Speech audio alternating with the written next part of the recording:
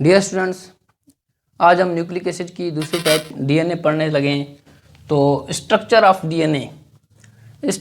DNA में अगर आप देखें तो सबसे पहले दो साइंटिस्ट थे 1951 में जिसने स्टडी किया था। एक उसका नाम था विल्किंस और फ्रैंकलिन। ये दो थे, दोनों कुलीग इकट्ठे होकर क्या किया था, एक स्ट्रक्चर पड़ी थी जिसकी डीएनए कहा जाता है जिसको। अच्छा, अब उसने क्या किया कि इन्होंने एक्सरे डायफ्रैक्शन, एक टेक्निक है जो स्मॉलर मॉलिक्यूल को स्टडी करने के लिए इस्तेमाल की जाती है।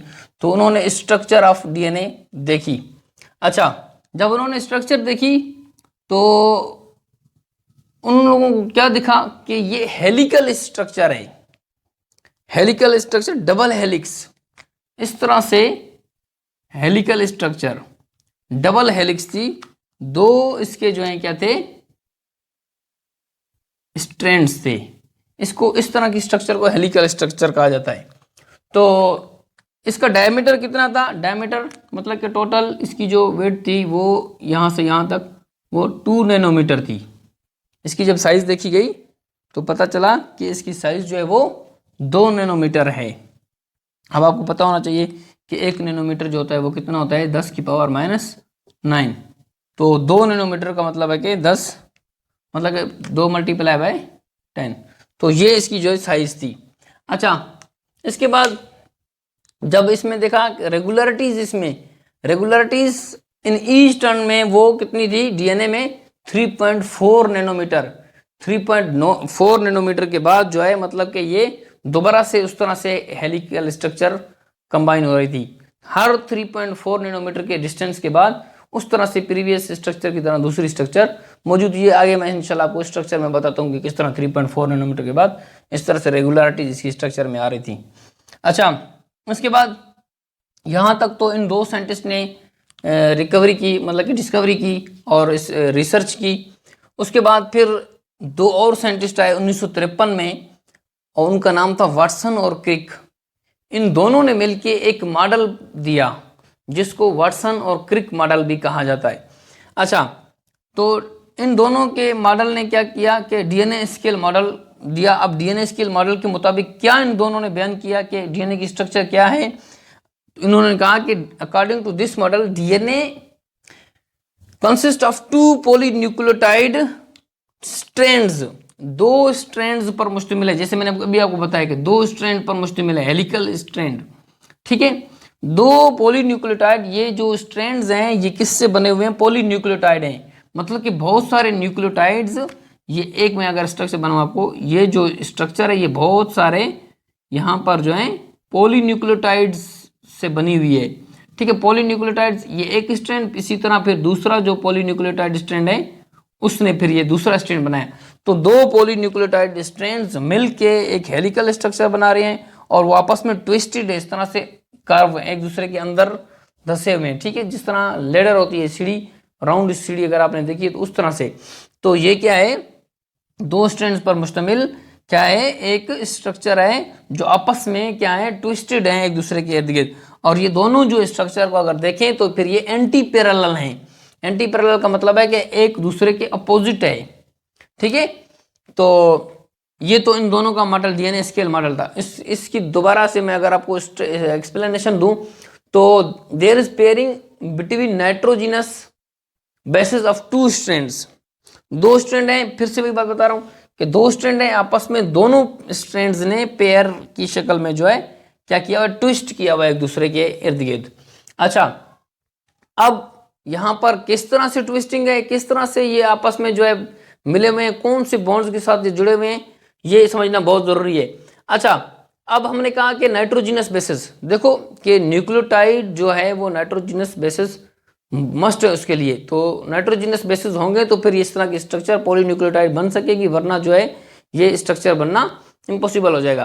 तो कैसे, सबसे पहले तो आपको पता होना चाहिए कि नाइट्रोजिनस बेसिस जो है एडेनिन, गुवानिन, साइटोसिन, थायमिन या यूरासिल। तो यूरासिल तो यहाँ पर नहीं है, यहाँ पर थायमिन है, क्योंकि ये जो डीऑक्सीराइबोज हम पढ़ रहे हैं, डीएनए पढ़ रहे हैं, तो डीएनए में क्या होता है, थायमिन इस्तेमाल होता है, जबकि आरएनए में जो है वो यूरासिल इस्तेमाल होता है थायमिन की जगह पर। तो अब ये आपस में नाइट्रोजनस बेसिस किस तरह से बॉन्ड बनाएंगे, ये बहुत इंपॉर्टेंट है। इस तरह के बहुत सारे क्वेश्चन पूछे भी जाते हैं, ये आपने याद रखना है। तो एडेनिन हमेशा थायमिन के साथ बॉन्ड बनाएगा और ग्वानिन जो हमेशा साइटोसिन के साथ बॉन्ड बनाएगा। यहां तक आपने लाजमी तौर पर अभी गौर से सुनना है कि एडेनिन जो है वो थायमिन के साथ बॉन्ड बनाएगा। अब कौन सा बॉन्ड बनाएगा, डबल बॉन्ड बनाएगा। ये क्वेश्चन पूछा जाता है कि एडेनिन किसके साथ पेयरिंग करता है, किसके साथ बॉन्ड बनाता है, तो थायमिन के साथ, आपको पता होना चाहिए।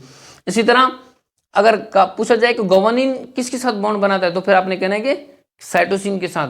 और कौन सा बॉन्ड बनाता है एडेनिन थायमिन के साथ और ग्वानिन साइटोसिन के साथ कौन सा बॉन्ड बनाता है, ये भी समझना बहुत जरूरी है, जानना। यहां पर जो है एडेनिन और थायमिन के दरमियान डबल बॉन्ड बनता है, जबकि यहां पर जो है ग्वानिन और साइटोसिन के दरमियान कौन सा बॉन्ड बनता है, ट्रिपल बॉन्ड बनता है। ये दो क्वेश्चन यहां पर पूछे जा सकते हैं इस तरह से। इसी तरह तीसरा क्वेश्चन भी पूछा जा सकता है कि इन दोनों के दरमियान में जो बॉन्ड बन रहा है वो कौन सा बन रहा है, तो वो हाइड्रोजन बॉन्ड बन रहा है। अब ये किस तरह से बॉन्ड बनेगा, आइए थोड़ा सा स्ट्रक्चर की तरफ चलते हैं। स्ट्रक्चर में आप देखें कि मैंने आपको क्या कहा कि दो इस तरह से स्ट्रक्चर्स होंगी, दो स्ट्रैंड्स होंगे। एक का अगर ये 5 प्राइम है तो इसका उसी स्ट्रैंड का ये वाला जो दूसरा एंड है ये 3 प्राइम होगा। इसी तरह जो दूसरी स्ट्रैंड है अगर उसका जो ये 3 प्राइम है तो इसका जो ये दूसरा एंड है वो 5 प्राइम होगा। समझा की बात। इस तरह से एंटी अपोजिट होंगे, एंटी पैरेलल होंगे, मतलब कि एक का 5 प्राइम दूसरे के सामने जो है 3 प्राइम के साथ होगा, और इसी तरह दूसरे का 3 पहले के जो है 5 प्राइम के साथ होगा। इसी तरह इसको एंटी पैरेलल का। अब देखें यहां पर जो है ये क्या, यह नाइट्रोजिनस बेसिस मौजूद है, यहां पर नाइट्रोजिनस बेसिस मौजूद है, एडेनिन, ग्वानिन, साइटोसिन, थायमिन, इस तरह से ये बहुत सारे ये सीक्वेंस, न्यूक्लियोटाइड सीक्वेंस मुख्तलिफ हो सकता है, हर डीएनए में, हर तरह के डीएनए में मुख्तलिफ हो सकता है।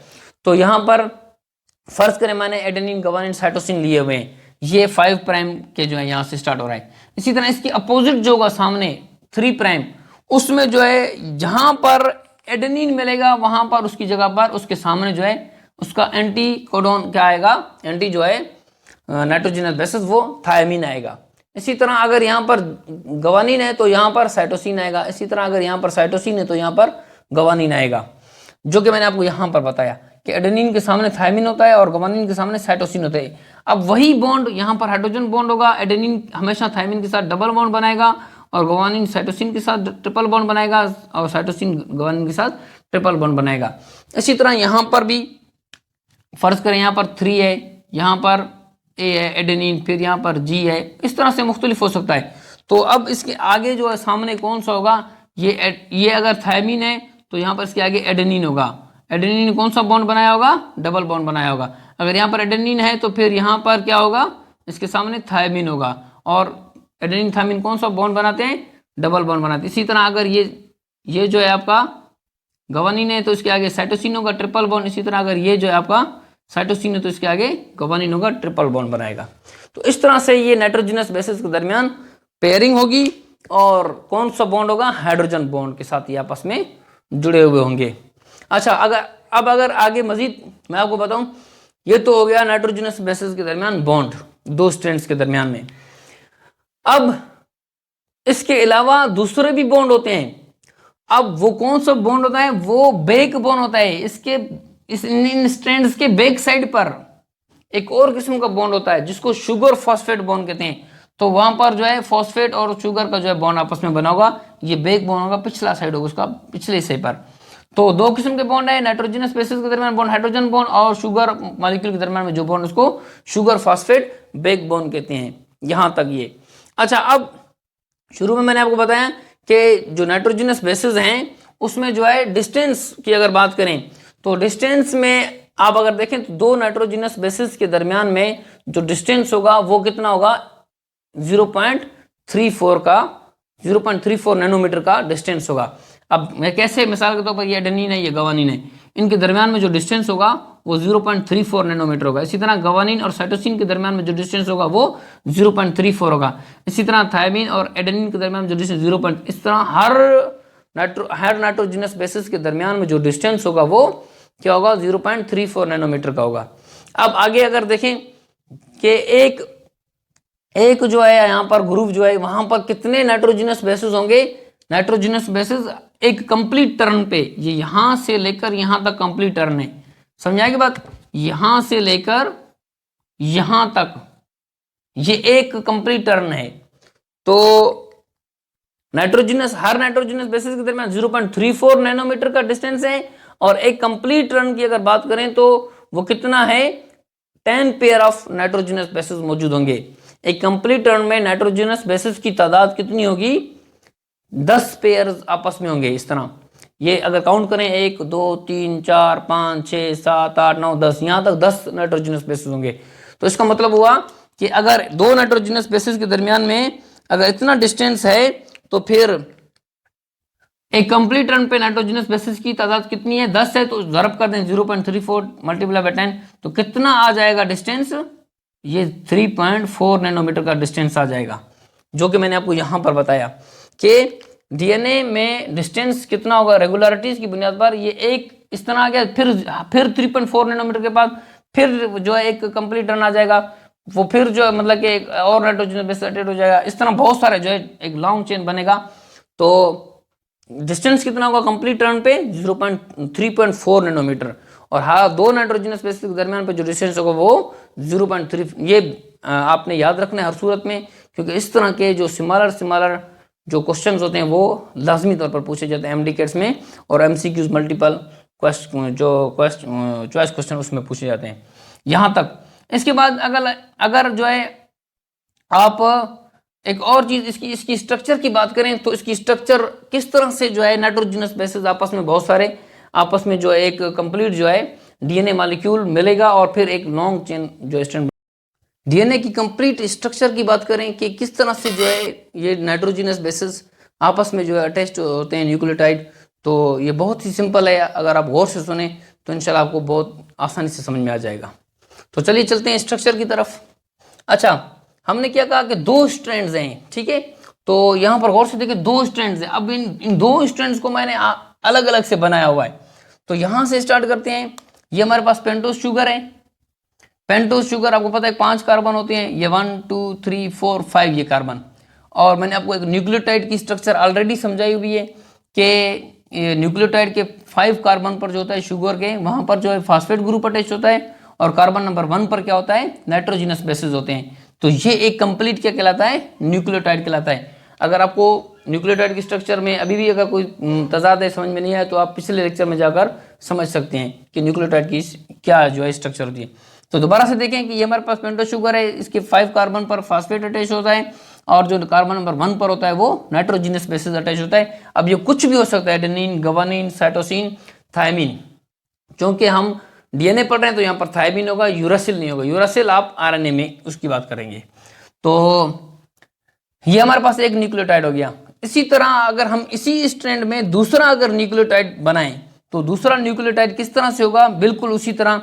ये 5 कार्बन शुगर 1 2 3 4 और ये 5 कार्बन पर आपका क्या अटैच होगा, फास्फेट होगा, और 1 कार्बन पर क्या होगा आपका नाइट्रोजनस बेसिस होगा। तो यहाँ पर मैंने नाइट्रोजनस बेस क्या दिया है, एडेनिन दिया है, और यहाँ पर मैंने ग्वानिन दिया है। तो ये मैंने यहाँ पर आपके आसानी के लिए शो भी कर दिया ताकि आपको समझ में आ जाए कि जरूरी नहीं है कि सिर्फ एडेनिन आ जाए। तो एडेनिन, ग्वानिन, साइटोसिन, थायमिन कुछ भी आ सकता है। यहाँ पर मैंने आपको एक एग्जांपल के तौर पर यहाँ पर एडेनिन और ग्वानिन यहाँ पर दिखा दिया लिख कर।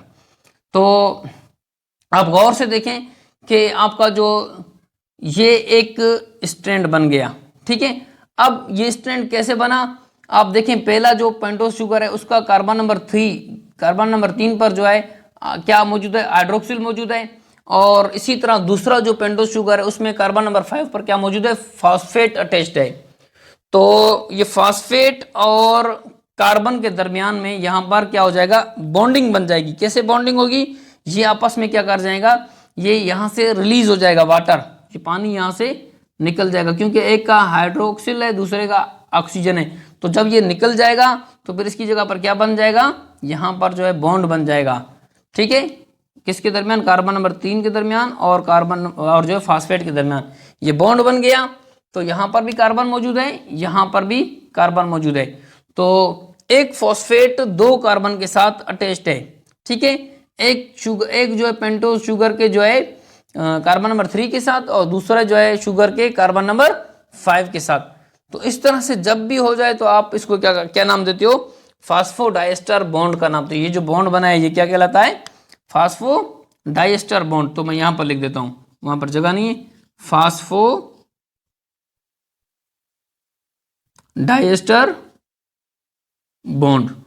तो ये कौन सा बॉन्ड है, दो शुगर मॉलिक्यूल में एक शुगर मॉलिक्यूल का कार्बन नंबर 3 और दूसरे शुगर का कार्बन नंबर 5, तो ये जब एक ही फास्फेट हो, दोनों कार्बन के साथ अटैच्ड हो, तो फिर इसको कहते हैं क्या, फास्फोडाइएस्टर बॉन्ड का नाम देते। अब ये तो दो शुगर मॉलिक्यूल आपस में, दो न्यूक्लियोटाइड के फास्फेट शुगर हैं वो आपस में अटैच्ड हो गए हैं, ये बॉन्ड तो एक तो बॉन्ड ये बन गया। दूसरा, अब अगर हम देखें नाइट्रोजिनस बेसिस, नाइट्रोजिनस बेसिस में जो है किस तरह से बॉन्ड बन रहा है, तो आप गौर से देखें, मैंने आपको क्या कहा कि ये अगर आपका जो है कोडॉन है तो इसका एंटी कोडॉन ये अपोजिट होगा। अब ये शुगर मॉलिक्यूल बिल्कुल उसी तरह से मैंने बनाया है लेकिन अपोजिट, ठीक है। 1 2 3 4 5 ये इसका फास्फेट अटैच है, तो 5 पर क्या अटैच था, आपका फास्फेट अटैच था, और कार्बन नंबर 1 पर क्या अटैच था, यहाँ पर एडेनिन था। तो अब आपको पता होना चाहिए कि एडेनिन के सामने क्या आता है, थायमिन आता है। ग्वानिन के सामने क्या आता है, साइटोसिन आता है। साइटोसिन के आगे क्या आएगा, ग्वानिन आएगा। इसी तरह थायमिन के सामने क्या आएगा, एडेनिन आएगा। तो ये बिल्कुल इजी है। तो यहाँ पर मैं बिल्कुल वही स्ट्रक्चर बना लेता हूँ, ये आपका पेंटोस शुगर हो गया, ठीक है। इसी तरह कार्बन नंबर 1 पर जिस तरह यहाँ पर नाइट्रोजिनस बेस अटैच था, तो यहाँ पर भी नाइट्रोजिनस बेस अटैच कर दिया। अब नाइट्रोजिनस बेस कौन सा अटैच होगा, एडेनिन है तो थायमिन होगा, ठीक है। तो ये आपका थायमिन आ गया, ठीक है। मैंने आपको क्या समझाया था कि थायमिन में क्या होता है, नाइट्रोजिनस बेसिस में आपका जो है इस कार्बन में ऑक्सीजन होता है, कार्बोनिल ग्रुप होता है, और यहाँ पर भी कार्बोनिल ग्रुप होता है, और यहाँ पर जो है कार्बन इसके साथ क्या होता है, मिथाइल होता है। तो ये मिथाइल और कार्बोनाइल दो अगर लगे हों तो फिर ये क्या बना, क्या क्या कौन सा होता है, नाइट्रोजनस बेस थायमिन होता है। ये मैं आपको ऑलरेडी पिछले टॉपिक में समझा चुका हूं, ठीक है, बिल्कुल इजी है। तो यहां पर ये क्या हो गया, आपका नाइट्रोजनस बेस थायमिन आ गया, और यहां पर जो है आपका पेंटोस शुगर, और ये कार्बन नंबर 5 के साथ क्या आ गया, फॉस्फेट अटैच हो गया। ये कार्बन नंबर 1 के साथ आपका नाइट्रोजनस बेस। अब ये इस तरह दूसरा मैं बना लेता हूं, ठीक है। दूसरा न्यूक्लियोटाइड उसी तरह पेंटोस शुगर उठाऊंगा, ये कार्बन नंबर 1 2 3 4 और ये 5, ठीक है। अब कार्बन नंबर मैंने आपको क्या कहा कि 1 के साथ क्या होता है, कार्बन नंबर 1 के साथ जो है आपका क्या अटैच होता है, नाइट्रोजिनस बेस अटैच होता है। तो ये कार्बन नंबर 1 के साथ नाइट्रोजिनस बेस। अब यहाँ पर नाइट्रोजिनस बेस क्या था, ग्वानिन था, तो यहाँ पर क्या आना चाहिए, साइटोसिन। तो साइटोसिन में मैंने आपको क्या बताया कि एक कार्बन के साथ कार्बोनाइल होता है, दूसरे कार्बन के साथ अमाइन होता है। तो ये कौन सी स्ट्रक्चर होती है, साइटोसिन होती है। तो अब हमारे पास दो न्यूक्लियोटाइड आ गए, एक कोडोन, एक जो आपका कोडोन आ गया स्ट्रैंड, और दूसरा जो इसके एंटी कोडोन आ गया, वो क्या है आपका एंटी जो है पैरेलल स्ट्रैंड है, वो क्या है आपका ये। अब ये नाइट्रोजनस बेसिस कैसे बॉन्ड बनाते हैं, ये बहुत इंपॉर्टेंट है समझना। देखिए, अब पहले हम न्यूक्लियोटाइड सीक्वेंस में आते हैं। तो पहले में यहां पर अमाइन था NH2, मैंने इसको खोल के लिखा है, NH2 को NH दोनों तरफ से हाइड्रोजन दे दिए। अब यहां पर हाइड्रोजन आ गया, यहां पर दूसरे अगर उसके अपोजिट एंटी की तरफ चले जाएं, स्टैंड की तरफ चले जाएं, तो यहां पर क्या मौजूद है, ऑक्सीजन मौजूद है। अब ये जो है क्या बन जाएगा, हाइड्रोजन और ऑक्सीजन के दरमियान एक बॉन्ड बन जाएगा, ठीक है, जो आपस में इन दोनों को जोड़े रखेगा। एक बॉन्ड यहां पर बनेगा, दूसरा बॉन्ड यहां पर नाइट्रोजन और हाइड्रोजन के दरमियान बनेगा। ये आप देख रहे हैं, यहां पर नाइट्रोजन, यहां पर हाइड्रोजन, तो इसके दरमियान भी एक बॉन्ड बनेगा, ठीक है। अब ये बॉन्ड दूसरी किस्म का बन गया। इसी तरह ये आपका एक जो नाइट्रोजनस बेसिस के दरमियान बॉन्ड बन गया। इसी तरह जब दूसरे नाइट्रोजनस बेसिस के दरमियान जाएंगे, तो वहां पर भी आप देखिए, यहां पर ऑक्सीजन मौजूद है, यहां पर हाइड्रोजन मौजूद है, तो फिर से यहां पर एक बॉन्ड बन जाएगा, ठीक है, ये वाला बॉन्ड। और दूसरा बॉन्ड जो बनेगा वो आपका ये है, नाइट्रोजन और हाइड्रोजन के दरमियान में।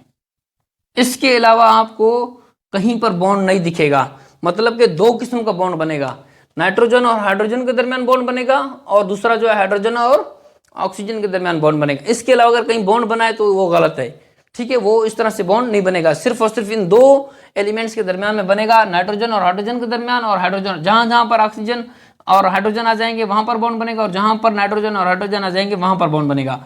तो ये दो किस्म का बॉन्ड यहां पर बनेगा नाइट्रोजनस बेसिस के दरमियान। इस तरह से जो ये आपका क्या कहलाएगा, bonding between the nitrogenous bases in DNA helical structure. तो ये हो गया। अब आप गौर से देखें, हमने 5 और 3 प्राइम कहा हुआ है, तो ये वाला जो स्ट्रैंड है ये 5 से 3 प्राइम की तरफ जाएगा, इसी तरह ये वाला जो स्ट्रैंड एंटी है तो ये 5 से 3 अपवर्ड जाएगा, ये लोअर की साइड आएगा, ये अपवर्ड अपोजिट जाएगा। ठीक है, इसके अलावा ये जो 3 प्राइम है ना, ये ग्रोइंग रीजन कहलाता है। क्यों ग्रोइंग रीजन कहलाता है? क्योंकि ये हाइड्रोक्सिल ही की वजह से बॉन्ड बन रहा होता है। मैंने आपको यहां पर समझाया, यहां पर क्या था, यहां पर हाइड्रोक्सिल था, ठीक है, OH था, तो OH और यहां पर ऑक्सीजन था, तो ऑक्सीजन यहां से निकल गया और हाइड्रोक्सिल यहां से निकल गया, ये बॉन्ड आपस में बन गया न्यूक्लियोटाइड के दरमियान में। ठीक है, इस तरह से इसको ग्रोइंग रीजन कहा जाता है हाइड्रोक्सिल के होने की वजह से। और जो बॉन्ड यहाँ पर बन रहा है, एक फॉस्फेट 2 कार्बन के साथ अटैच्ड है, इस तरह के बॉन्ड को क्या कहते हैं? फास्फोडाइएस्टर बॉन्ड कहते हैं। बिल्कुल ईजी है, कोई डिफिकल्टी की बात नहीं है। जैसे मैंने आपको ये हेलिकल स्ट्रक्चर समझा, इसको मैंने दोबारा से आपको समझो कि एक ओपन करके समझाया कि कैसे बॉन्ड बनेगा, ये यहां तक ऐसे। इसके बाद एक और इंपॉर्टेंट क्वेश्चन जो MCQs में पूछा जा सकता है, वो बहुत समझना जरूरी है, क्योंकि ये आपके MDCATs में और इसके अलावा MCQs जो है आपके मल्टीपल चॉइस क्वेश्चन जो है उसमें मोस्टली आते हैं, फिल इन द ब्लैंक्स वगैरह में, इस तरह क्या नाम है, चूज द करेक्ट ऑप्शन, ये सारे। तो इसमें क्या समझना है आपने हमेशा याद रखना है कि अमाउंट ऑफ एडेनिन जो होती है किसी भी DNA में, ठीक है, किसी भी सेम DNA में जितने एडेनिन होंगे उतने ही थायमिन होंगे, वो हमेशा इक्वल होंगे थायमिन के। Amount of DNA is always equal to thymine in same DNA। एक ही DNA में जो अमाउंट ऑफ एडेनिन मिसाल को 50 है, तो उसमें उसी DNA में जो है थायमिन कितने होंगे? 50 होंगे। इसी तरह और अगर उसी DNA में गवानिन की तादाद अगर 60 है, तो फिर उसी DNA में साइटोसिन की तादाद भी सेम होगी, तो एडेनिन थायमिन के बराबर होगा हमेशा, और गवानिन जो हमेशा साइटोसिन के बराबर होगा।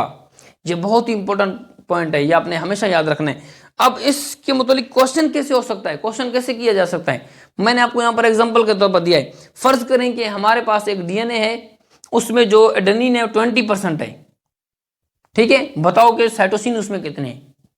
अब आपको पता नहीं ग्वानिन कितने हैं, साइटोसिन कितने हैं, और एडेनिन का बता दिया है, और आपसे पूछ सकता है ये कोई भी सवाल, साइटोसिन का पूछ सकता है, ग्वानिन का पूछ सकता है, तो कॉमन सेंस है, आप क्या कहेंगे? अगर 20% DNA है, एडेनिन है, तो उसका मतलब है कि 20% क्या है? थायमिन है। क्या है? थायमिन। अब ये कितना हो गया? ये टोटल कितना हो गया? 40% हो गया। 20 और 20 40% हो गया ना। कॉमन सेंस से मैंने आपको बताया कि एडेनिन है तो एडेनिन जितने उतने थायमिन है, तो 20 और 20 कितने हो गए? 40%। अब इसके बाद बाकी कितना परसेंट बच गया? 60% बच गया। अब 60% को आप क्या करो? 2 में डिवाइड करो। 2 में डिवाइड करो तो ये कितना आएगा? 30% आएगा। तो इसका मतलब है कि साइटोसिन कितने हैं? इसमें 30% है, और गवानिन कितने हैं? वो भी 30% है। समझ में आएगी बात? ये पूछ सकता है आपको साइटोसिन गवानिन, तो इस तरह से आपने इसका जो है क्या करना है? आंसर देना है। और बहुत सारे सवाल इस तरह से पूछे जा सकते हैं। इंशाल्लाह उम्मीद है कि आपको मेरा ये लेक्चर समझ में आ गया होगा। प्लीज़ आप अगर मेरे इस चैनल में जो है नए हैं तो काइंडली क्या करें, आप मेरे चैनल को लाइक करें, सब्सक्राइब करें, और इस तरह से आपकी बहुत सारी प्रिपरेशन आपकी जो इंटरमीडिएट के उसमें जो है पॉइंट ऑफ व्यू से हो सकती है। Thank you.